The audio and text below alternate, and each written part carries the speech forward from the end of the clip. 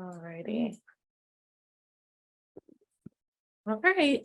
Hello, everyone. This is Master Sergeant Glass from Air Force Writing and Self-Improvement, and I'm here with Chief Master Sergeant Noah Vaughan, also from Air Force Writing and Self-Improvement, and I'm going to toss it over to you, Chief.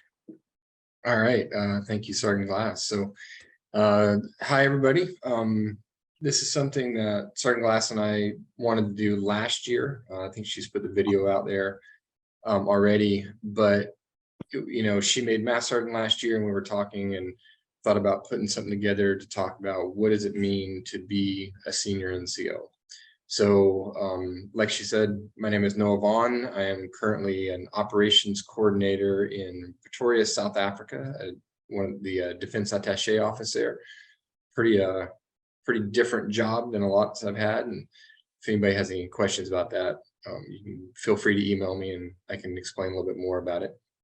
But little background on myself. I came in 2000. I made Master Sergeant in 2012.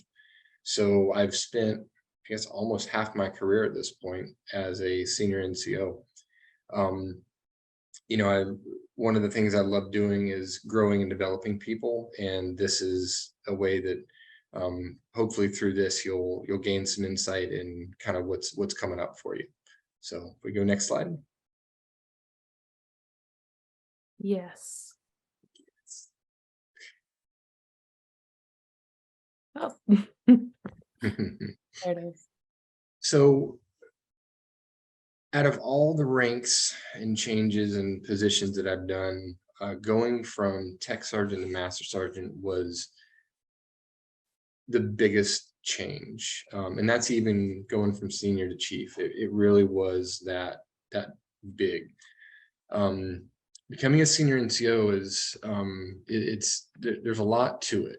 So I'm going to try to explain a few of the ones that in my experience, at least. So it's a fundamental change in what your focus is, and what your mindset should be as you carry out your job and take care of your airmen. There's a lot of different expectations on you now. You know, somebody sees a staff sergeant or a tech sergeant, and you have certain expectations, and whether they expect you to lead small teams and know your job really well. Once you put on master sergeant, it's a whole different set. They know that you've been in the military for over a decade, so you probably know what's going on.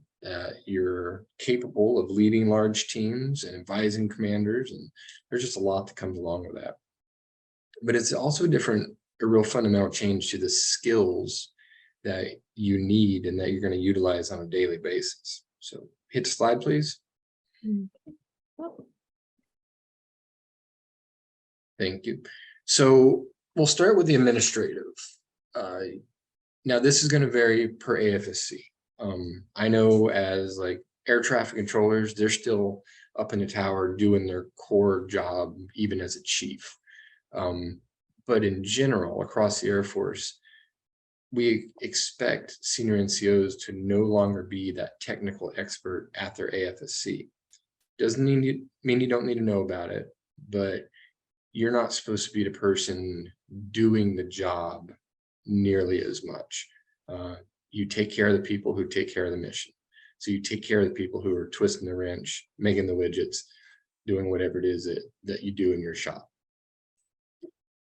One way you're going to take care of your airmen is through the administrative work, and it's doing the awards, the evals, the decorations.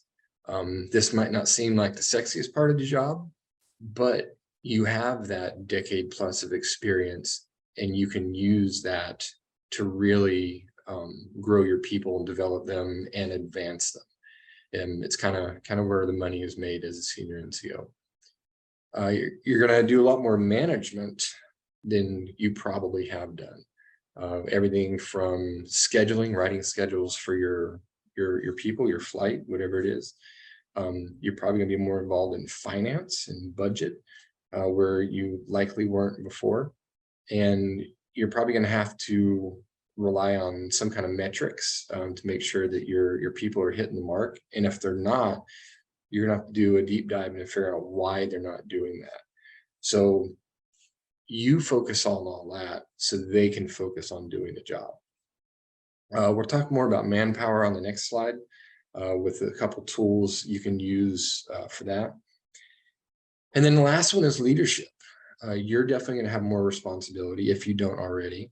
And you're also going to have more access. And by access, you're probably going to have a lot more time with the commander, with the first sergeant, with the chief, with the other senior leaders in your organization. Because as a master sergeant, they're going to want your opinion because you're the one who's working with the airmen every day and can tell them the ground truth of what's going on, how policies are affecting the job. And they're going to expect you to weigh in on that. Next. So I arrived to a job in 2014 as a master sergeant, and I was a flight chief, had about 75, 78 people, something like that. As I'm going through and doing my little listening tour and talking to everybody, what I heard over and over and over from everybody from master sergeants down to A1Cs is we're overworked and undermanned. Okay, fair enough. So that was my first big project, was to dig into that and see why are they being worked so hard and why are they undermanned. So, and you can go ahead and click Ashley if you would. So what I did is I pulled out our unit manning document, UMD, and our unit manpower personnel roster, or UMPR, and I started looking through them. And I got base manpower people to help me read it and understand, because I wasn't very good at it at this point. And what I found out is we were not undermanned. We were actually overmanned. I think we were at 108% or 112%, something like that, of authorized slots. Now, there were more 3 levels than was on the manning document and less 7 levels than should have been there, but we were overmanned. So I called a meeting with my tech sergeants, and there was a couple master sergeants. And, you know, I talked to them. And actually, if you could hit the slide just once. If we had a big crowd in here, I was going to ask if anybody knows what this is from. But the picture is from the movie with Tom Hanks. I can't now, I lost the name of it. What's the one that's the war movie where they start fighting on the beach? I'm trying to help you, but I'm not the movie buff. That would be my husband's area of expertise. The only one with Tom Hanks is maybe Saving Private Ryan. Saving Private Ryan. There you go. Go me. Yeah, good job. So in this part, they're walking. They're going to try to find Private Ryan, and the sniper, the guy in the front, he's you know, complaining about how if they would just let him, you know, get around Hitler, he could solve the war with one shot. And so he's doing this very eloquent complaining. And one of the guys asked Tom Hanks, the captain, they're like, "Captain, why don't we ever hear you gripe?" And he said, "It's not the way gripe goes. Gripes always go up, never down." You can click again if you would, Ashley. So I had this meeting with all of our tech sergeants and master sergeants. And I said, look, we don't have a manpower problem. It's like, here's how you read this. We do not have a manning problem. What we have is a griping problem. And the problem is that you are griping to the airmen, because there's not an A1C out there that knows how to read a manning document. They have no idea what it means if they're undermanned or not. They hear it from you. So I'll bring that up to 2 points. 2 points. One, manning documents are very valuable tools. And 2, never gripe down the chain. As a senior NCO especially, you don't gripe to tech sergeants, you don't gripe to staffs or airmen. You can gripe to other master sergeants, you can gripe up. You laterally is fine. You can go gripe with your other, you know, senior NCO peers away from the airmen. Next slide, please. So a lot of leaders like to talk about being transparent. And that's a good thing. We absolutely should be transparent. But how do you do that? Well, as you have these accesses that I kind of talked about previously, you're probably going to get an opportunity to sit in on below the zone boards. You're probably going to have to weigh in on things like developmental special duties when they come around, force distribution, when there's a special project that comes up, who's going to get in on it, awards panels. There's a lot of things you're going to sit on and be a part of. And the way that I like to show transparency is when you get through with one of those things, let's take the big one, force distribution. That's hot button topic. When you're done with that, try to share whatever you can, not names, but you can share the process. This is what happened. Like, I know when I did it, the commander and I did it, we talked about how we each had our stacks and we reviewed it in total silence. We each did our own rack and stack. Then we compared and, you're going to see where we are. And then we talked about it. But if you can talk about processes, airmen need to have faith in the processes. They don't have to like the outcome, but they need to be able to believe in the process. So be transparent wherever you can. Next. Senior NCOs advise. They don't decide. You don't make decisions. If you do have an opportunity to make a decision, you're only doing it because the commander said you can. You're making a decision on the commander's behalf. So just understand that difference. You advise, you don't decide. Learn to delegate. This is a tough one for a lot of people, and it's not exclusive to senior NCOs. I've been doing this for a while, and I have a hard time delegating sometimes. But you need to learn how to do that. You need to learn how to make your intent known, and then let them figure out how to get there. If you hold their hand every step of the way, tell them exactly how you want it done. That's, pretty textbook micromanaging.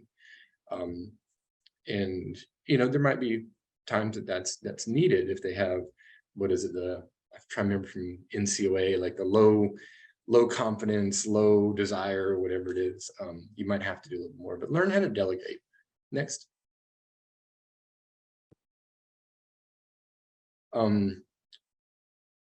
Accept the difference between NCOs and senior NCOs. You're gonna don't expect an NCO to do the exact same job that you would have done as a senior NCO, especially once you get your time under there. Delegate appropriate tasks to them and watch them go. Next. Don't steal growth opportunities. So I'll tell you a story about when I was a new chief and I got to the squadron. I was super excited to be there. I was so excited to go be a squadron chief. And, I was like, open door policy, airmen, bring me all your problems. And they did. And I always had airmen in my office, and I'm making calls and I'm solving stuff. And I'm like, I am crushing this thing. And then I realized one day that all 4 of my flight chiefs were out golfing one afternoon. And I was doing their job for them. I was taking care of their airmen. And I pulled them all in my office next day, and I said, I need to apologize to you. And it's very sincere. I said, I need to apologize to you. I have been doing your job for you, taking growth opportunities away from you, taking growth opportunities away from that airman supervisor, and taking growth opportunities away from the airman. I've robbed like 4 people in this process of learning how to deal with the airman's problems, learning how to work through them. And I said, I apologize. I'm not going to do it anymore. So it kind of goes back to that, the delegating is when you do it all yourself, you're taking growth opportunities away from other people. So, do yourself a favor, do the member a favor, and delegate some stuff to them. Next.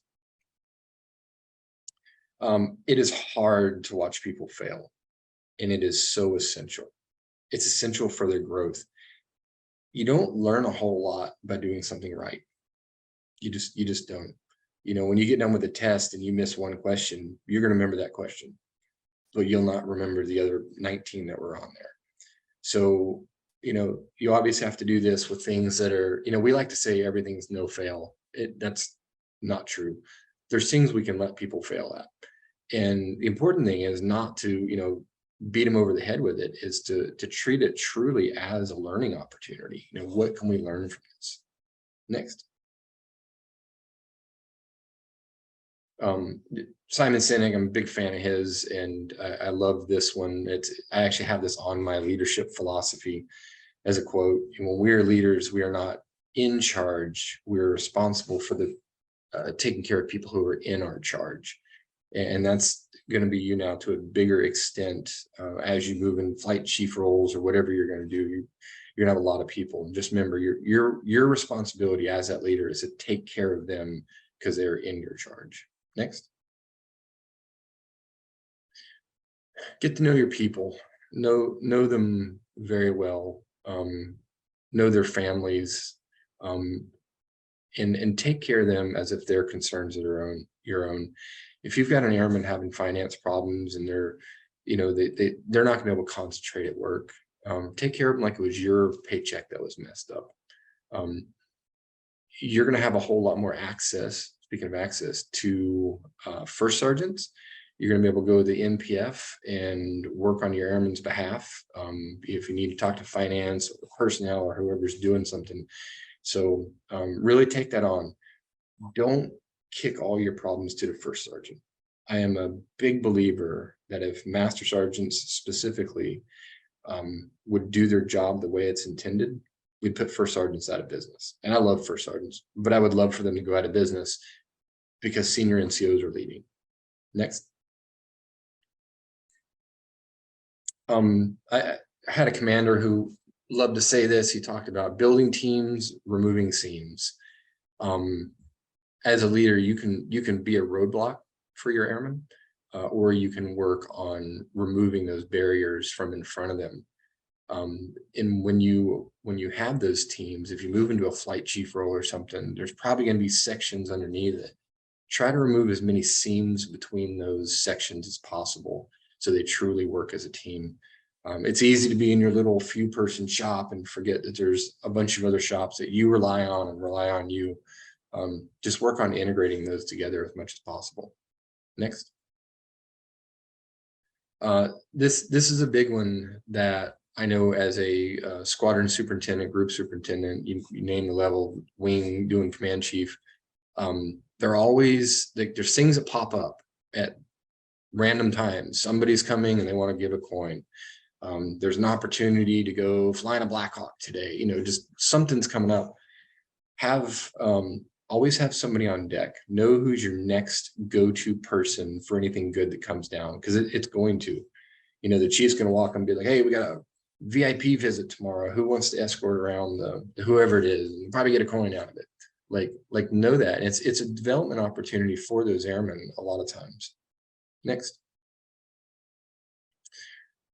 So this is such a simple and easy thing. You're probably rolling your eyes being like, yeah, of course, it's easy. It's a lot harder to practice consistently than it is to preach. Set one standard, hold everybody to it. That doesn't mean you set the bar where only your best can get to it. You got to give people the room to excel, but you set one standard that's attainable by everyone and then hold everybody to it. And you'll truly see who your superstars are as they go above and beyond. I made a mistake early in my senior NCO career of setting a standard that was my standard for myself. And a lot of people have unrealistically high standards for themselves. I probably wasn't too different there. And my people really suffered for it. So set one that everybody can attain and then hold everybody to it. Next. I was going to tell you, Chief, also, Yeah, since please. we're talking about the standards. So we recently have been doing a lot of the readiness stuff, getting ready for all the things to do the stuff for the crazy stuff that's going on. So, my biggest thing lately has been like, if you miss a readiness appointment, this is your one warning. And then, there's going to be administrative action. Well, I said that, and then. Did you miss an appointment? Did you have to write yourself paperwork? No, not me. No, but one of my airmen did, and because I was trying to hold him to the standard, I also thought, thinking back on it, to also make sure to ask the question why they're not able to obtain the standard. It's come to find out his wife had a miscarriage, and he was really going through a lot. Yeah. So after the fact, I was like, well, circumstantial. There is an exception to everything, but yeah, absolutely. Definitely. Like they were like making their appointments at that time. And I'm like, I don't know what's going on with him. He's amazing. He's doing amazing things. Like, why did he miss this one appointment? So Well, definitely and that's great. And something I don't cover in here, but it's a great opportunity is, I'm a big believer in paperwork solves nothing, just the paperwork. Like it's never solved the problem. What solves it is having a conversation with the airman.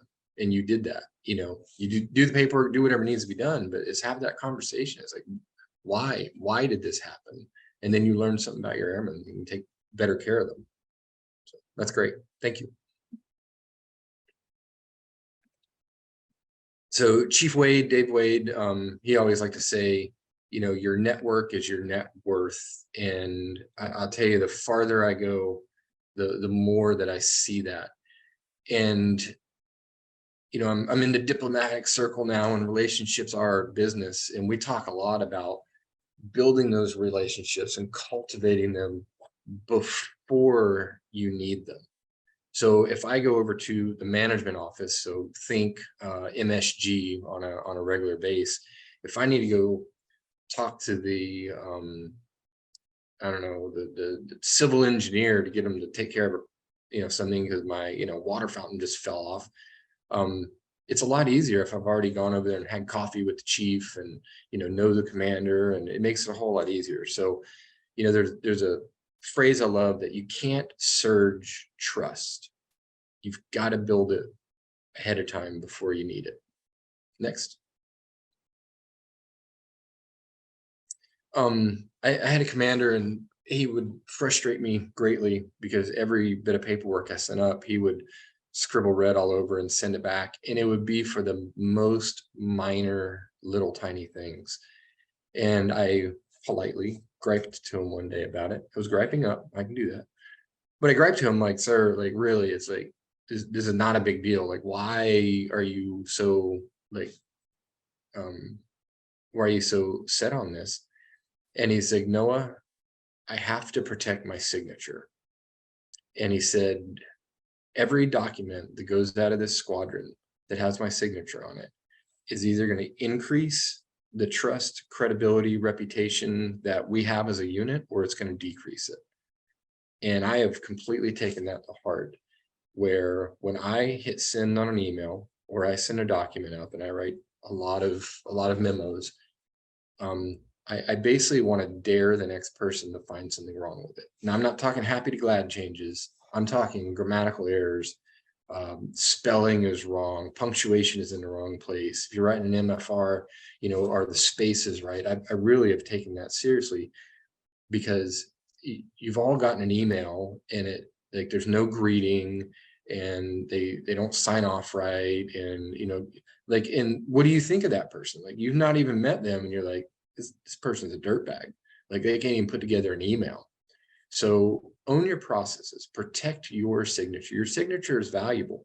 It should be, and you can make it valuable by taking the time to make sure whatever you send up that has your name on it is worth reading. Next. We learned this in the Chiefs course. We were told this a lot, but I think it's completely applicable to supervisors, and especially master sergeants, senior NCOs. When you're talking to an airman, they're the most important person in that conversation. You're not. Be in the conversation, be present in it. Don't be looking over their shoulder or seeing who else is around, because I forget who said it. You guys probably heard it. They're going to remember how you made them feel long after they remember what you said. So make them feel like they are the only person that matters at this time when you're talking to them. It's going to go a long way. Excuse me. Next. So Barbara Jordan was she was the first African-American woman to be elected to the Texas Senate. She has a super interesting story, but she had a great phrase about, it's more important to be interested than interesting. So when you are talking to them, be interested in what they have to say. Talk to them, find out what's going on. You never know what they're going to say, but be interested in them, and you're gonna make their day. Next. So this is people have varying opinions on this, but it is very important to maintain that professional distance from your airmen, your junior airmen, and the officers. You can absolutely be friendly with them, but be very careful about being their friend. I say that knowing from firsthand experience how difficult that is. When you're in a unit as a tech sergeant, you put on master sergeant, and now you are the leader of people who, weeks earlier, you're going out, having beers with and having them over to your house for barbecue. It's very difficult if you stay in the same unit when you so on and you put in a leadership position there. It's probably even more important at those units to keep those professional boundaries. Certainly doesn't mean, you can't be friendly, but you gotta, find your friends elsewhere. If you want to be friends, it's after they're out, once they're out from underneath your rating chain. Next. I worked a unit that I was very, very proud of for many reasons. One of the things that I was proudest of is when I would talk to people years later and I would mention, a problem an airman had, like some pretty major stuff. And they would say, really, I never knew that was going on. It's so important to protect people's privacy. I talked earlier about you're going to have a lot more access now. You're going to have access to knowing all the dirty laundry about what's going on in the unit, because commander's probably going to want your guidance and leadership on that. You're going to be privy to a lot of stuff. You're going to know who's in ADAPT, who's went to jail for abusing a spouse. You're going to find out some of the worst of what people do. Protect their privacy. Don't talk about it to anybody who doesn't have a need to know. I always tell airmen when I talk to them that when they're, you're walking down the hallway and they see somebody in blues standing outside the commander's door, instead of trying to figure out what they did, because it's probably not to get a medal, instead of trying to figure out what they did, just ask them if they need anything. Support them. Just be there for them. If you really need to know, somebody will tell you. I promise. If you don't need to know, like don't try to go around figuring out what's their business. Next.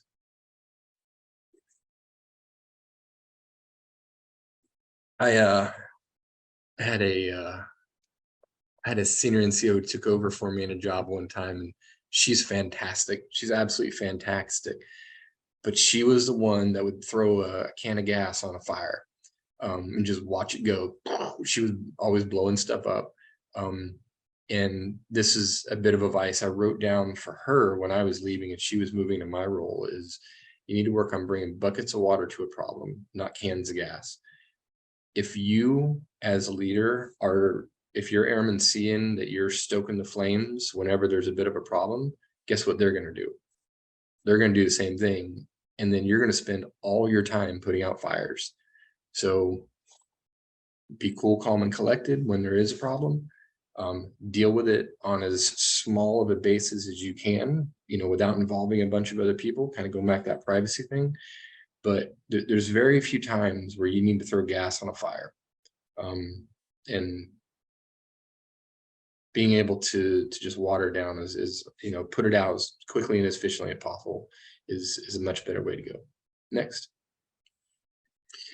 We talked about this. We talked about griping, but you never ever speak poorly to members about their peers or their subordinates.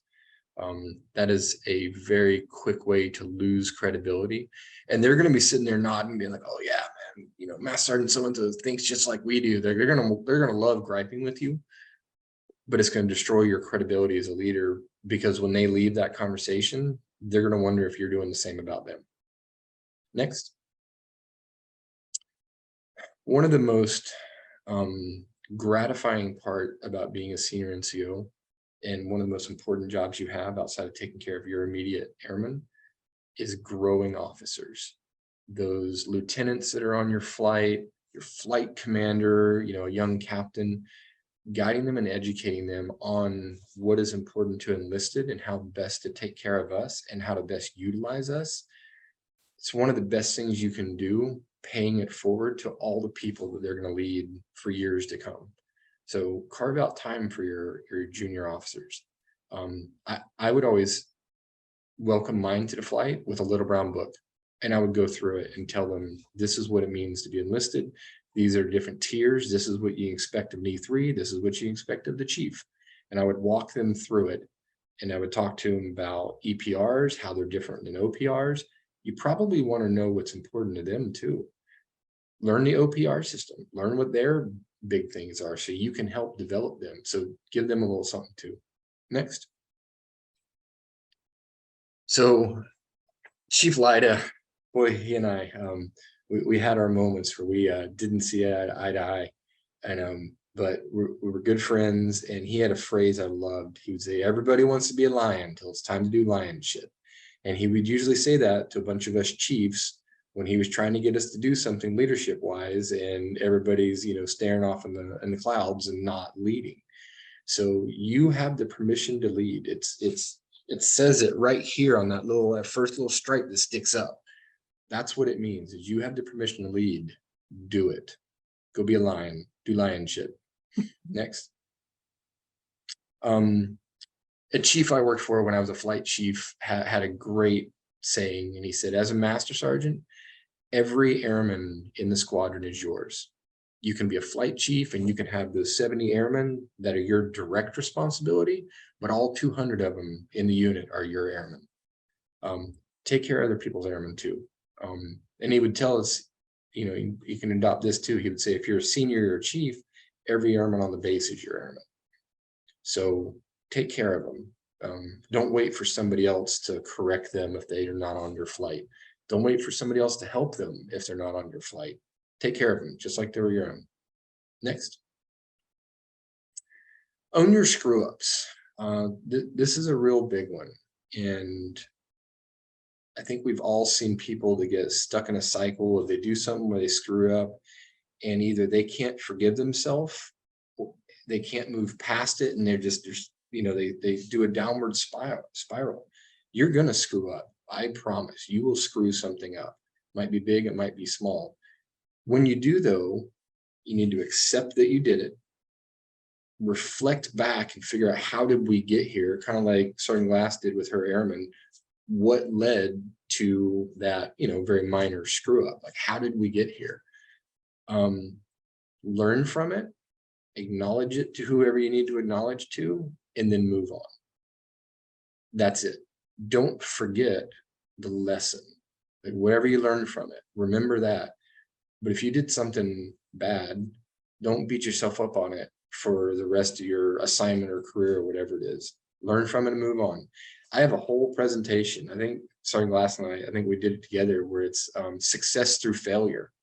And all I do is tell stories from Airman Vaughan to Chief Vaughan of all the mistakes, not all, we don't have that much time, a lot of the big mistakes I made and what I learned from them.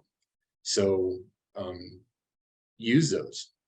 Use them as examples to your airmen. And we'll talk about vulnerability, maybe even next slide. Next. Look at that. So be vulnerable with your airmen. Now, Brene Brown has another quote, and I looked for that, but I didn't find it. And she said, vulnerability without boundaries isn't. So this doesn't mean you have to tell your airmen every little thing that you do wrong every time you do it. But be vulnerable with your airmen. Tell them where you've screwed up throughout your career and what you've learned from it.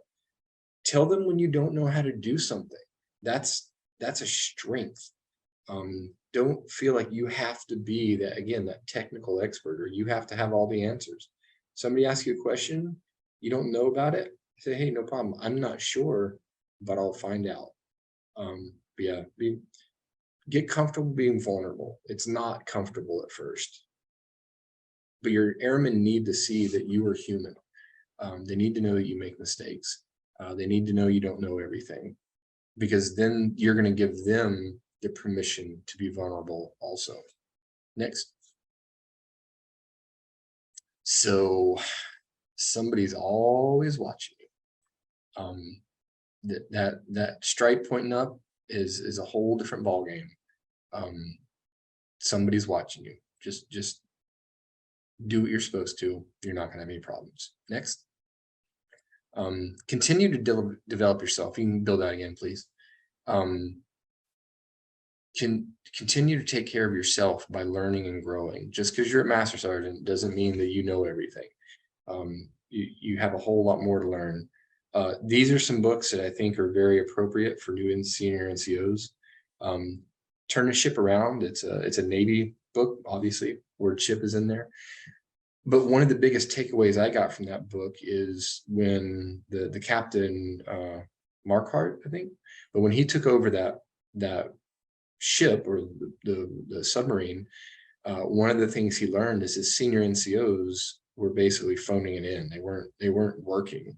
They were letting all their junior enlisted do all the work, and they would, they weren't owning it. So it's a good one. Specifically about, some good examples of senior NCOs getting it wrong. Spoiler alert, they turn it around and do well by the end. Patrick Lencioni, I don't think you can go wrong with anything he writes. He does some phenomenal books, but my favorite one of his is called The Ideal Team Player. And his books are super easy to read. They're kind of parables. He'll tell a story for 3/4 of the book, and then he'll talk about the lessons that he taught through the story. And with this one, it follows a story while a guy is taking over a new company and he has to build a team, and he has to figure out, who do we want on our team? What type of person? What qualities do we want? And then they built a team based on that. You probably won't have an opportunity to build a team, but you will absolutely have an opportunity to groom your team. So it's a good book if you want to figure out, what do you look for in a ideal team player, and then work on your people to help get them there. And then the last one, Simon Sinek, the guy who wrote Start With Why.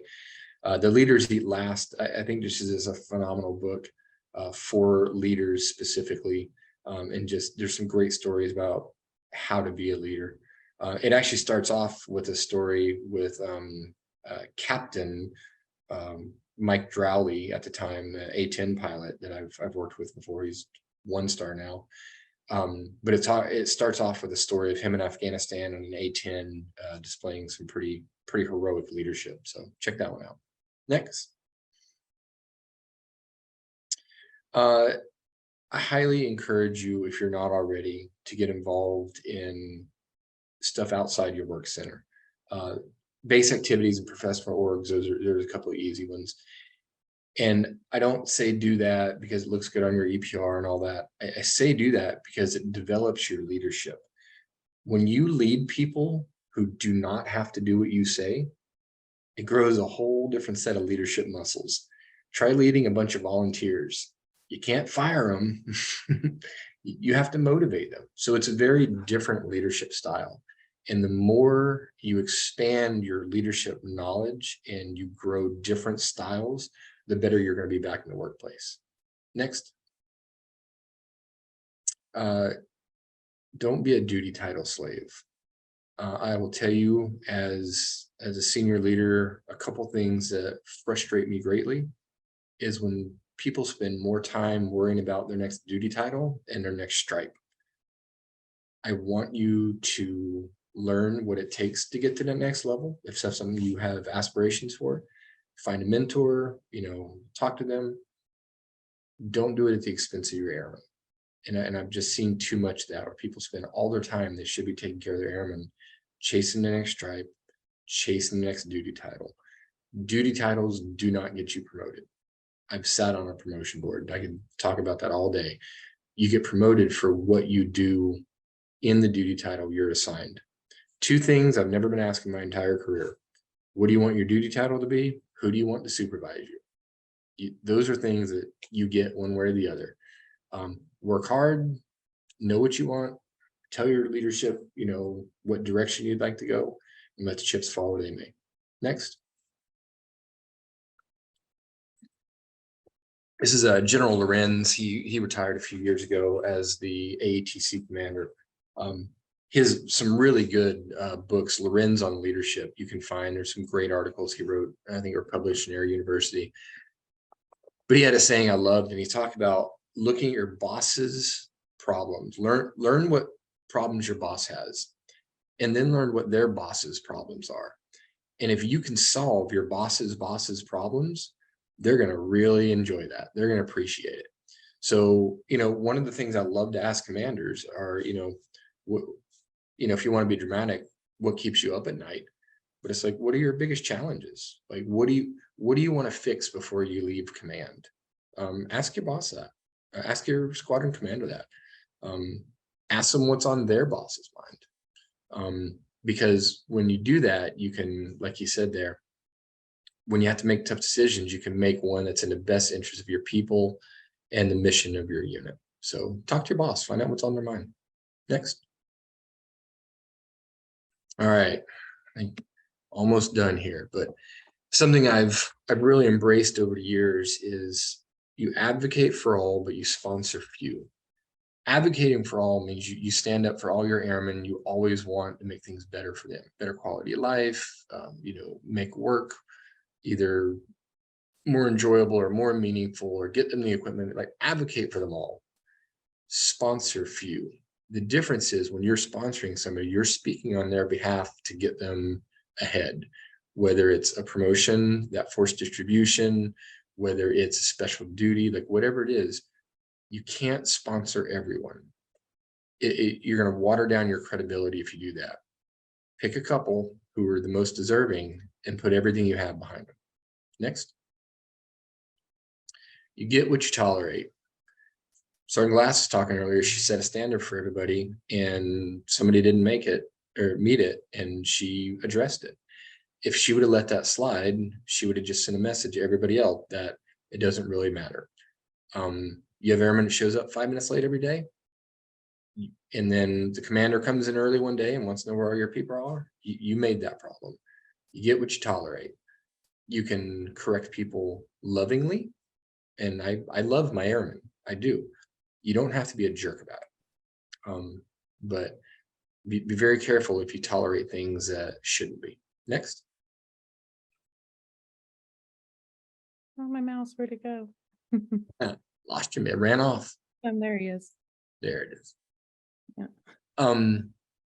Yeah, so you got a roof now, or you're getting ready to get one to put on top of your stripes.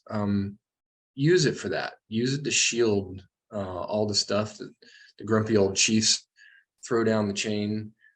Shield your people from everything that they should be shielded from. There's some stuff that's going to come down that's going to affect them. But as a senior leader, I've spent a tremendous amount of time just beating back the headquarters crap so my airmen can focus on what they're there to do, which is the mission. Next. One of the most valuable lessons I learned as a new master sergeant, the senior that we were at a detachment in Savannah, Georgia, and the senior master sergeant deployed, and so I was filling in as the senior leader there. And so I got a lot of closed door discussions with the captain, and I forget what it was, but there was something where I didn't agree with him. I'm like, sir, you want to go right, I think we should go left. And he was like, that's cute, Noah. We're going my way. Thanks for the advice. I'm like, all right. So I walked out, and I absolutely passed on to the the people. I'm like, hey, this is what we're doing. But I probably did it with some eye rolling and some, the captain says we're gonna do this, or let's go do it.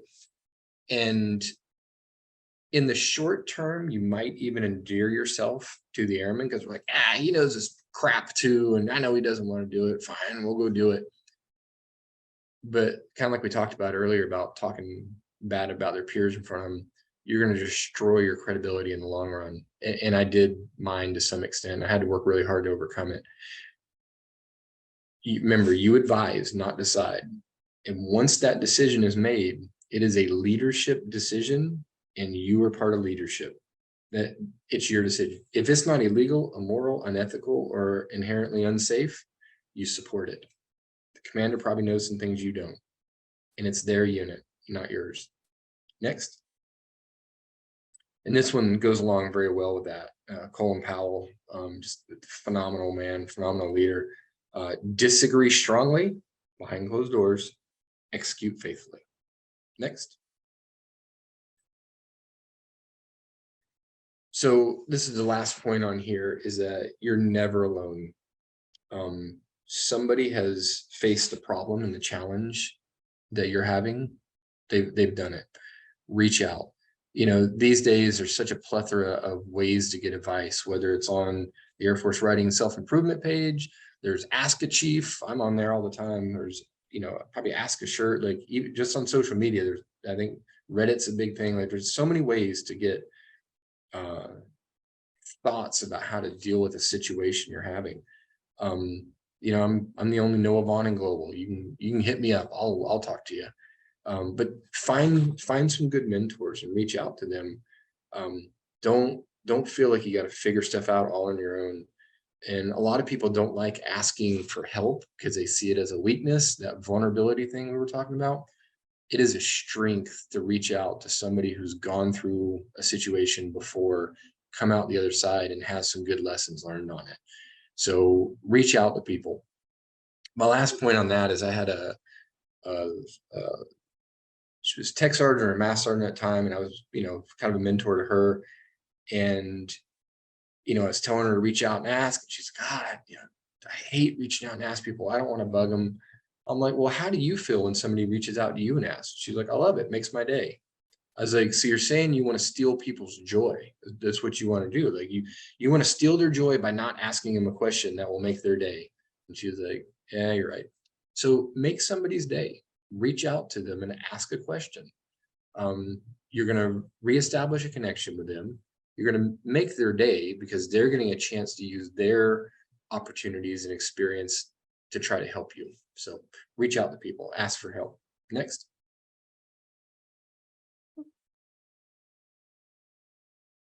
Next again. And I think that's it. So I don't know if we got many more participants, but we can certainly take questions. Or Ashley, if you would have anything you'd like to say about being a master sergeant for a year now, maybe some lessons you've learned in that past year, or just insight you would have on what's that first year look like. I have dealt with a lot this past year, especially coming from a headquarters job and then going back to base level. It's wow. And coming back as a senior master or as a senior NCO is definitely that was challenging for me because I had to relearn to supervise. I hadn't had troops for like 4 years, so That's true. I had to I had to figure it all out again, and it was fine. But I would say like the one thing that I did learn is that I went in trying to be the very caring individual, and I do care about my people, but I don't have to be a pushover to care Right. about them. I learned that some airmen do like when you're firm, and some airmen do like the structure a lot more when you say, look, this is the way it is. And some people don't like it that way. And I think it goes back to, like you said, Chief, knowing your people and Yeah. knowing how to motivate them. And it's really hard to learn those things because everybody is so different. And I think that just taking that time to allow them to come and tell you things that are on their mind. Yes, their supervisor. I definitely think that that's a great point too, to let their supervisor attempt to guide and mentor them as well.